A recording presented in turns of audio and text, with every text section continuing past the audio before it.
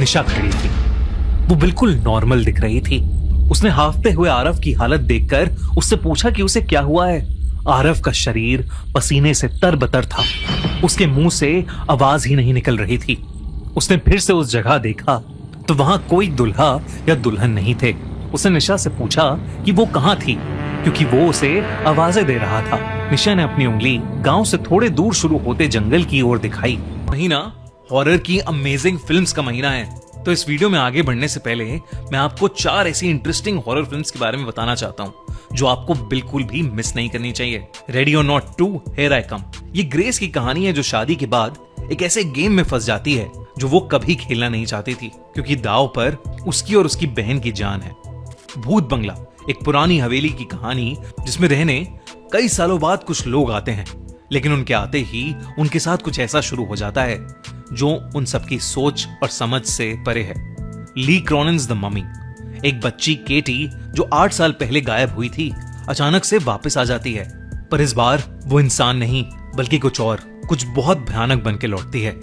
और हुकम, एक हॉरर राइटर अपने पेरेंट्स की एशेज लेकर आयरलैंड के एक होटल जाता है, पर वो इस बात से अनजान है कि वहां कुछ बहुत डरावना छुपा बैठा है। ये सारी फिल्म्स आप सभी हॉरर लवर्स को बहुत पसंद आएंगी और इसी हॉरर के पैशन को सेलिब्रेट करने के लिए पीवीआर आइनॉक्स लेकर आया है सीजन ऑफ स्क्रीम्स। ये चारों फिल्म्स इसी सेलिब्रेशन का डरावना लाइनअप है।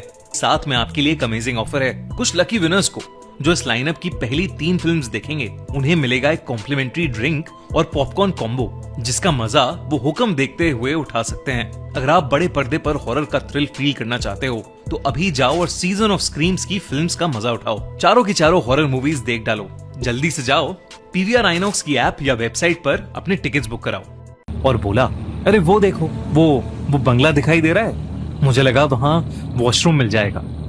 मैं बस वही देखने गई थी, पर वो बंगला यहाँ से जितना पास दिख रहा है उतना है नहीं। बंगले पर नजर जाते ही आरव को कुछ अजीब सा महसूस हुआ। इतने अजीब से अंधेरे में, गुप्त गांव में, जंगल के बीच ये बंगला कहां से आ गया। आरव ने निशा को गाड़ी में बैठने को कहा और वो दोनों वहां से चल पड़े। थोड़ी दूर जंगल में आगे बढ़ने के बाद एक नदी के किनारे उन्होंने अपना कैंप लगाया।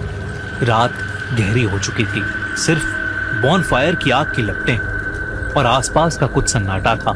निशा ने मजाक में कहा, तुम पूरी दुनिया की फोटो लेते हो, आज अपनी गर्लफ्रेंड की भी कुछ अच्छी फोटोज ले लो। आरव ने हंसते हुए कैमरा उठाया। आग की रोशनी में निशा का चेहरा चमक रहा था। आरव ने एक फोटो क्लिक की, फिर दूसरी,